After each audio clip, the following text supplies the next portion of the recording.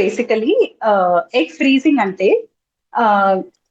Any women అంటే ఎవరైనా women ఉంటే వాళ్ళు ప్లాన్ చేసి ఆ, వాళ్ళ గైనకాలజిస్ట్ తో మాట్లాడుకొని ఓవ్యులేషన్ ఇండక్షన్ డ్రగ్స్ తీసుకొని వాళ్ళది ఎగ్స్ పెరిగి ఆ ఎగ్స్ కి రిట్రీవ్ చేసి ఓవరీ నుంచి కోల్డ్ స్టోరేజ్ లో స్టోర్ చేసి ఆ ఎగ్స్ పెట్టుకుంటారు. ఎందుకంటే కొంతమంది ఉమెన్ కరియర్ ఓరియంటెడ్ ఉంటారు, లేట్ ప్రెగ్నెన్సీ ప్లాన్ చేస్తారు. They don't want to give there precious years of life in pregnancy. So దానికోసం ఫర్ ఫ్యూచర్ యూస్ ఈ ఎగ్స్ రిట్రీవ్ చేసి వాళ్ళు తర్వాత యూస్ చేస్తారు. అదే బేసికలీ ఎగ్ ఫ్రీజింగ్. అవాయిడ్ చేయాలి అట్లా ఏముండదు, but eggs freezing any women అంటే వాళ్ళకి ఇప్పుడే టైం లేదు, దే హ్యావ్ డిసైడెడ్ తర్వాత నేను 40 తర్వాత ప్రెగ్నెంట్ అవుతాను, అట్లా ఎవరైనా ప్లాన్ చేస్తే ముందే at the age of 25 to 35 years వాళ్ళు వాళ్ళ ఎగ్స్ రిట్రీవ్ చేసి స్టోర్ చేయొచ్చు. ఎందుకంటే అందరు ఉమెన్ కి ఒక బయాలజికల్ క్లాక్ ఉంటది. సో ఎవరైనా 35 years దాటిపోతే అందరు ఉమెన్ కి ఎగ్ కౌంట్ ఇంకా ఎగ్ క్వాలిటీ తక్కువ అయిపోతుంది. సో ఒకవేళ వాళ్ళు తర్వాత ప్రెగ్నెంట్ అవ్వాలంటే ఈ టైంలోనే ఎగ్ రిట్రీవ్ చేసి అది స్టోర్ చేసేస్తారు for future pregnancy. So first thing is ఎవరైనా want to delay their pregnancy, for them egg freezing important ఉంటుంది. ఇంకా ఏదైనా ఉమెన్ వాళ్ళకి క్యాన్సర్ వచ్చింది, they have to go for chemotherapy. ఇప్పుడు కీమోథెరపీ రేడియోథెరపీలో egg quality and egg numbers ఒక్కొక్కసారి తక్కువ అయిపోతుంది, ఎస్పెషలీ ఏదైనా పెల్విక్ క్యాన్సర్ లాగా ఉంటే. సో వాళ్ళకి ఇది చాలా good option. Best quality of eggs అయితే 25 years to 35 years వరకు ఉంటది.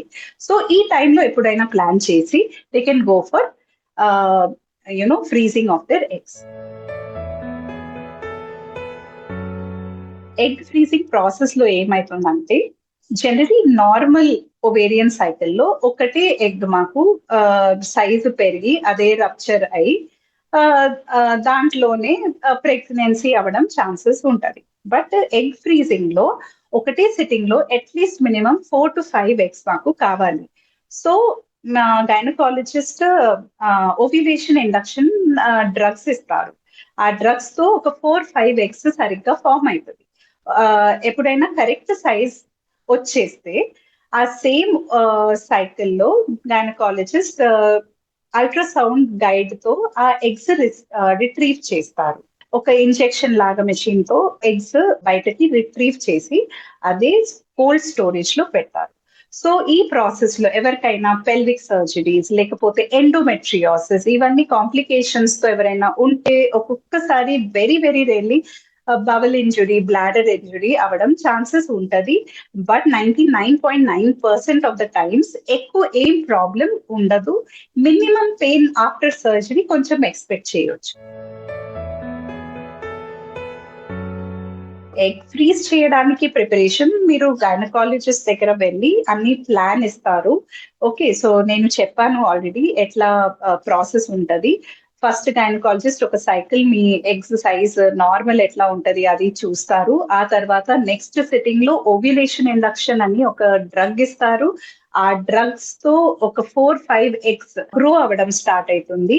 ఆ తర్వాత కరెక్ట్ సైజ్ వస్తే అదే సెట్టింగ్ లో అల్ట్రాసౌండ్ గైడెడ్ వాళ్ళు రిట్రీవ్ చేస్తారు ఈ 4-5 ఎగ్స్. ఆ తర్వాత అది కోల్డ్ స్టోరేజ్ లో పెట్టిస్తారు. That is how egg freeze అవుతుంది. ఎగ్స్ ని మీరు ఈజీగా 10 to 20 years దాకా ఫ్రీజ్ చేయొచ్చు, కానీ దానికి కొంచెం కాస్ట్ ఉంటది.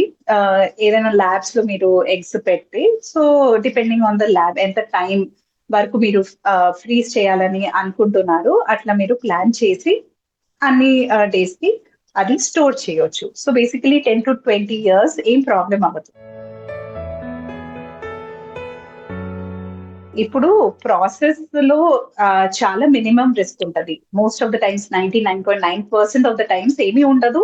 కానీ ఒకవేళ ఏదైనా మేజర్ పెల్విక్ సర్జరీ ఉంది, లేకపోతే చాలా హై గ్రేడ్ ఎండోమెట్రియోసిస్ ఉంది, అవన్నీ ఉంటే కొంచెం ఎనాటమికల్ డిఫరెన్స్ ఉంటది. సో అప్పుడు ఏదైనా చేయడానికి రిట్రీవ్ చేయనప్పుడు ఒక్కొక్కసారి దేర్ క్యాన్ బి కొంచెం బవల్ లేకపోతే బ్లాడర్ ఇంజరీ, కానీ ఇది చాలా చాలా రేర్.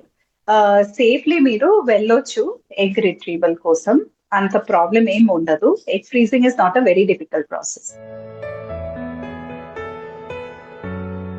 బేసికలీ 25 to 35 years లో మీరు డిసైడ్ చేసేయాలి దట్ మీరు ఎగ్స్ ఫ్రీజ్ చేస్తారు.